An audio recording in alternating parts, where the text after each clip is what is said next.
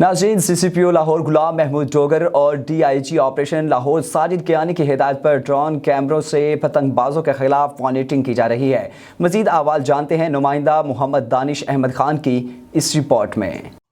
खबर शामिल करते हैं लाहौर से। CCPO लाहौर गुलाम महमूद डोगर और DIG ऑपरेशन साजिद कियानी के अहकामात की रोशनी में इकबाल टाउन डिवीजन पतंगबाजी करने वालों के खिलाफ डिजिटल टेक्नोलॉजी से मॉनिटरिंग।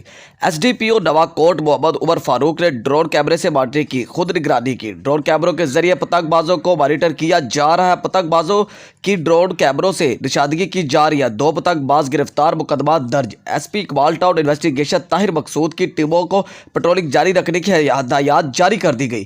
डॉल्फिन और पीरों को पेट्रोलिंग जारी रखने की हिदायत।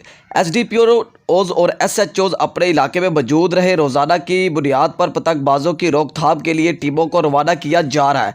SDPOs और SHOs पतंगबाजी टीमों को बार बार चेक करें।